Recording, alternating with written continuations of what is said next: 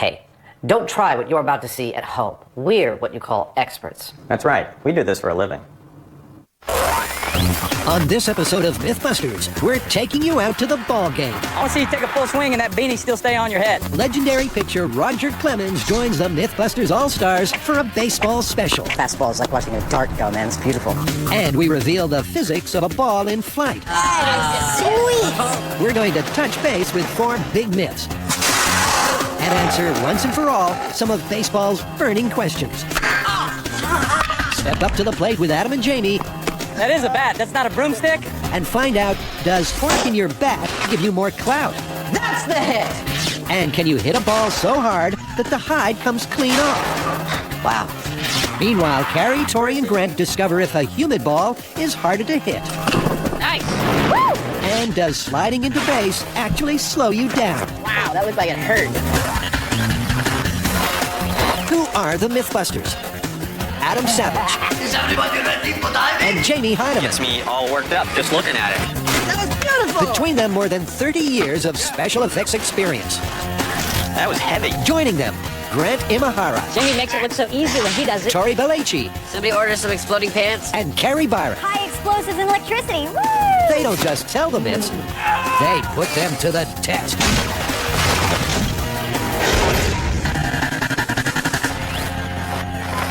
Nothing says America quite like baseball. Baseball is one of the great common denominators of American life.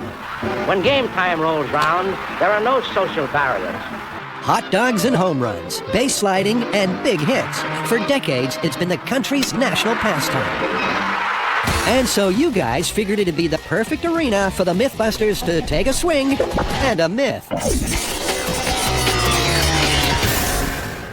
You guys like baseball? Are you kidding? I love going to the ball game. Well, so do our fans, and they have inundated us with baseball myths to bust. So what do we got? Can a cork bat hit a ball further? And what about whether sliding into base is quicker than running? How about the one, does a dry ball go farther than a humid ball? Exactly. And can you hit a baseball so hard, you knock the hide right off? Sweet. And we have got a real baseball legend to help us out. Who? None other than the Roger Clemens. Roger Clemens? How did we get him? Turns out the Rockets fan of the show. Let's play ball. That's right, it's the MythBusters and the Mythbuster. He's one of the all-time baseball greats, pitcher Roger Clemens. In a career spanning more than 20 years, the man they call the Rocket has won a World Series and taken out the prestigious Cy Young Award an amazing 7 times. He also happens to be a big fan of MythBusters. And Jamie's stammering with excitement.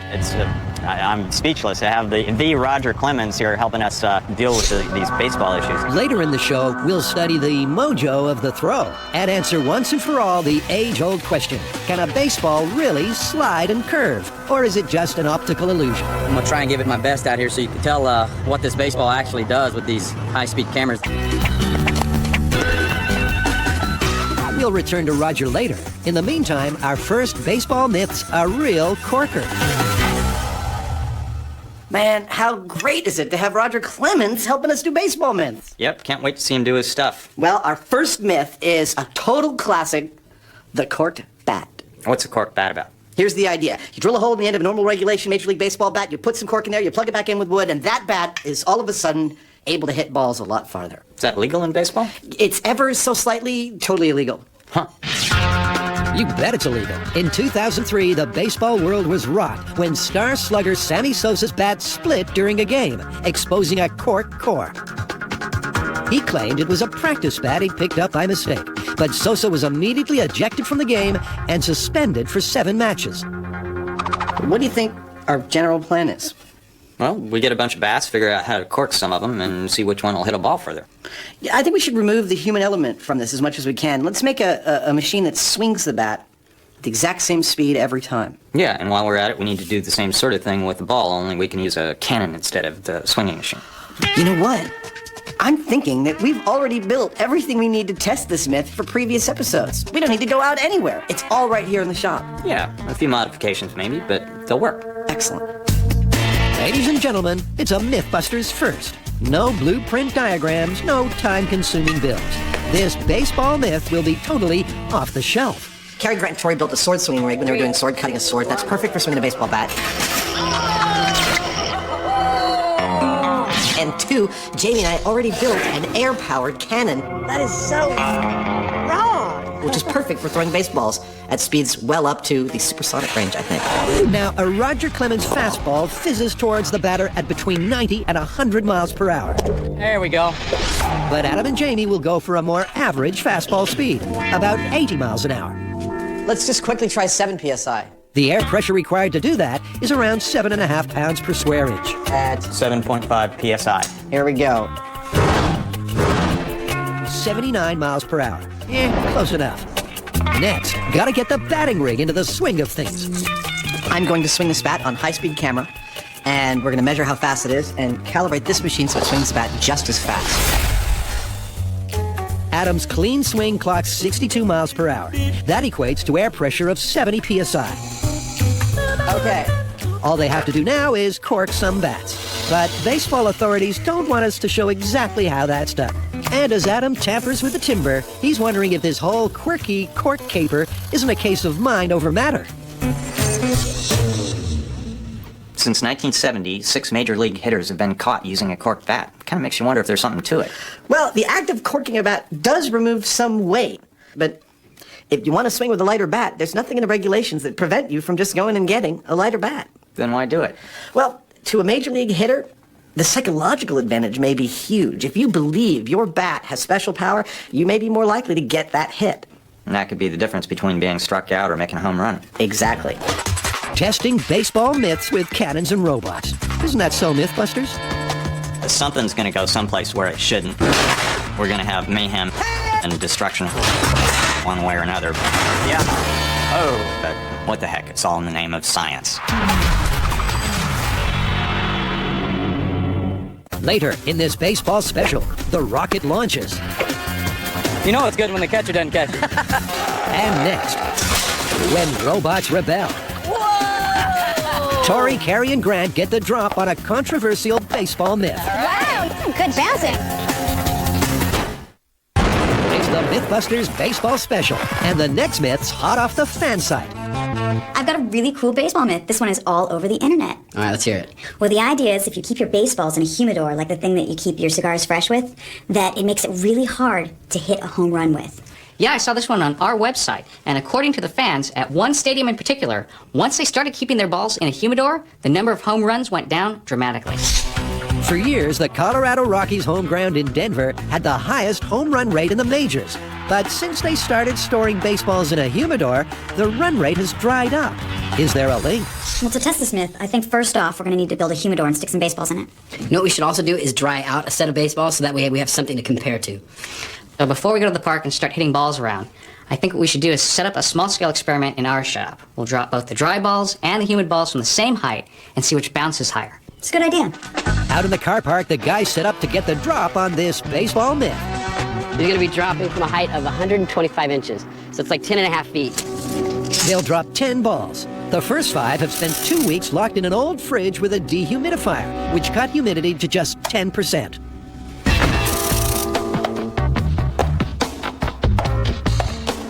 Good bouncing. Yeah, these are all about 110 centimeters. Ball 5. Thank you. There's no ball 5? Not in baseball, there's no ball 5, but on MythBusters. Wow. The high-speed camera shows the dry balls bounced an average height of 106 centimeters. That's All pretty right. consistent. Great. Let's move on to the humid balls. The other 5 balls spent the same time in a makeshift humidor. Cary put a block of waterlogged foam in a perforated plastic container and then put that and the balls in a cooler. As the water evaporated, vapor escaped through the holes, Seal this up. raising the humidity inside the cooler to a damp 90%. Humid ball number 1. Feel that. Just from touching it, you can tell that it's softer. Can this match scale the same dizzy heights as the dry balls? Oh. Wow. All right. After soaking up the atmosphere in Cary's cooler, it seems the humid balls just can't bounce back. The average height of a humid ball bounce is 91 centimeters, as opposed to 106 centimeters for the dry balls. That's a difference of 14%. Now, in your typical baseball scenario, with an outfield of, say, 425 feet, 14% is almost 60 feet, which is the difference between an out or a home run. That was really amazing. I think it definitely warrants further investigation. Yeah, I say we get out to the baseball field and start hitting these balls and see which ones go farther. Well, I just don't think we'll be able to both pitch and hit consistently every time. And what we really need to do is isolate the variable of humidity. You know what I'd also like to do? I'd like to introduce a control into this experiment. You know, mid-range humidity that we can test against the two extremes. All right, sounds good. Now, Adam and Jamie have already got the batting machine and the pitching cannon tied up, trying to crack the case of the cork bat. So, Grant's gone one better and designed a robot that bats and pitches. Here's the deal. The robot will have two arms, one holding a bat, one holding a ball. A motor turns the arms, bat connects with ball goes flying to the fence. It's going to be geared for raw power. Is this our gear? Yeah, Dude, it looks like a saw blade.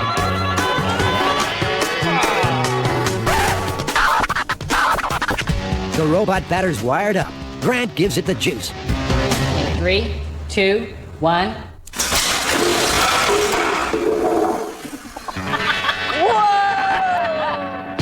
The ball jolted free before contact. The bat smashed into the springs, really hitting a groove. So we're going to ditch the springs and go with some foam, some kind of rigid blue foam.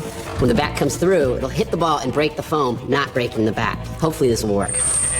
In 3, 2, 1. Hey! Good job! The bat is still intact. Looks like the mad batter's ready to be taken out to the ballpark. Stay tuned. Soon, Roger Clemens will be letting fly. I might reach 90 miles an hour today for y'all. And after the break, more manic mechanized mayhem as the cork bat myth hits home. That's the hit! On the MythBusters baseball special, Carrie, Tori, and Grant have been bouncing around the myth that a humid baseball is harder to hit out of the park. All right. Tori, Carrie, and Grant are off to get some ballpark figures. Here we are in beautiful San Jose, and look at the crowd! Ladies and gentlemen, get ready, because you are about to witness dry balls versus humid balls. This is how we're going to do it. We're going to use our robot batting machine, and we are going to hit 30 dry balls and 30 humid balls. And whichever goes farther takes it all home. It's wood all the way in the big league, but in this case, an aluminum bat might better cope with the rigors of the rig. We've got 3 sets of balls. Humid balls at 90%, dry balls at 10%, finally a control group at about 50%. Now our baseball hitting robot is situated right on home plate. It's going to hit balls into the outfield. Tori and Carrie will be out there with different colored flags, one for each type of ball, and they'll mark the point where the ball first hits the ground. Now, the robot worked okay in the shop, but you guys know only too well how things go on this show. It's a brand new, intricate rig with high-speed moving parts. Seriously, what are the chances of it working first time? Okay, first we have the control at 50% humidity with the aluminum bat. 3, 2, 1. Nice!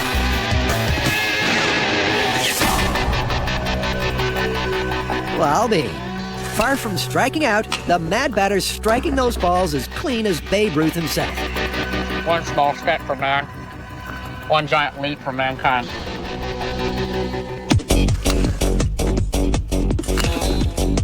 I'm really happy with the rig. So chic. The guys mix it up, sending a barrage of dry, normal, and humid balls soaring into the sky. Nice! This is where all the magic happens. This is the data. This is what the experiment is all about.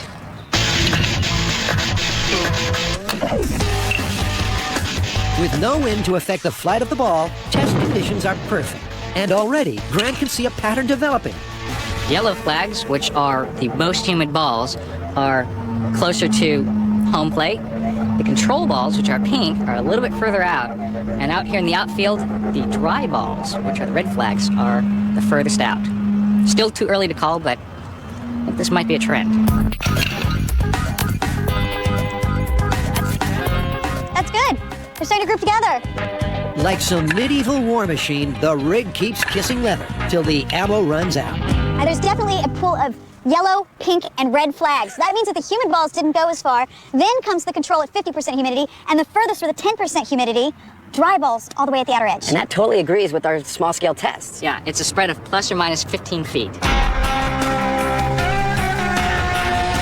You know, I think there's some truth to this myth, because there's definitely a pattern where the dry balls were going farther than the humid balls. It's funny how such a small thing can make such a huge difference on the game. Yep, there's so many variables in baseball, I think it would be hard to attribute a decrease in home runs to just humidity. You know what's weird, though? Starting this season, Major League Baseball teams are keeping their balls in humidors. Well, that settles it for me. This is definitely plausible. Plausible. Plausible.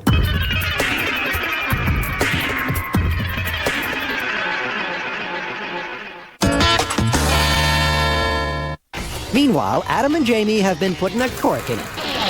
Now, the rules of baseball state that a bat must be a single piece of wood. That's how they leave the factory.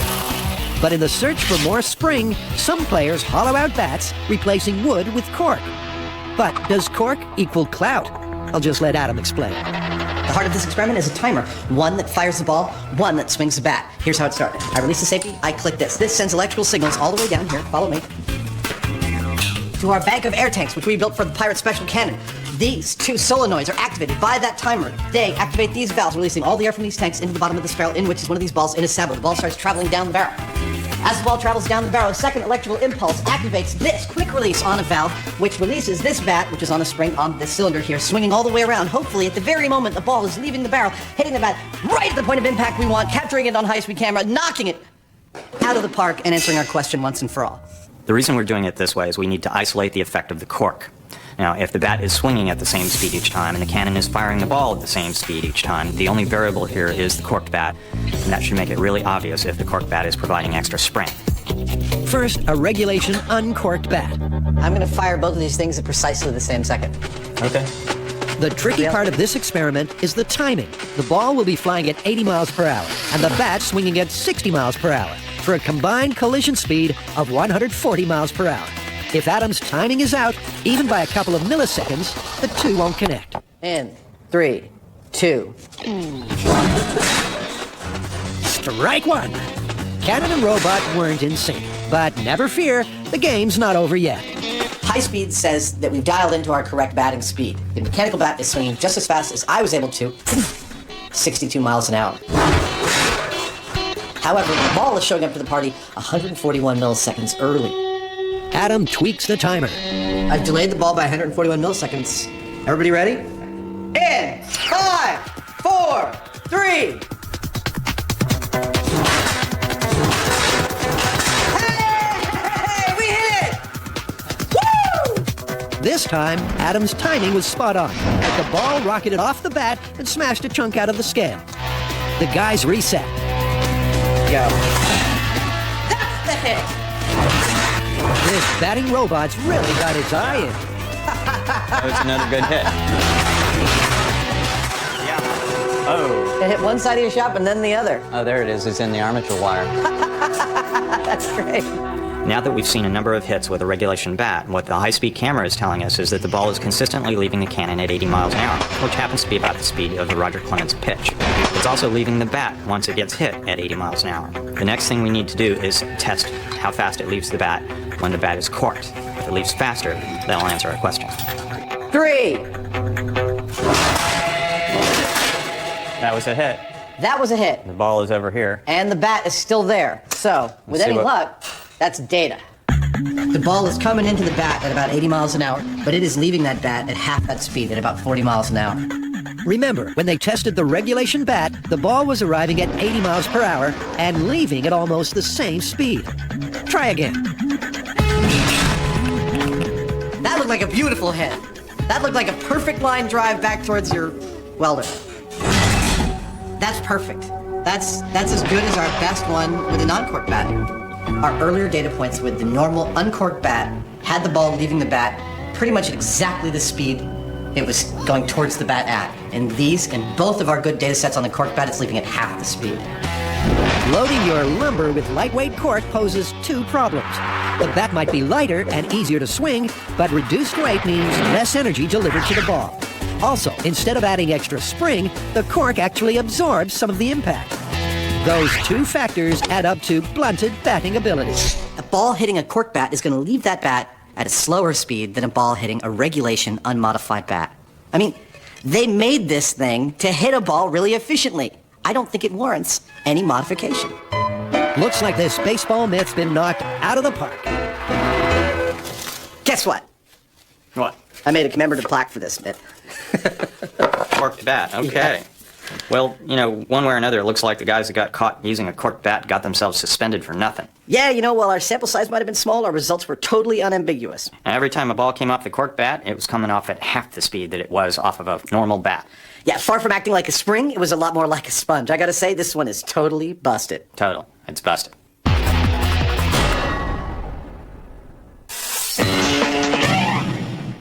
Ahead on this baseball special, There could be some blood. the MythBusters really let things slide.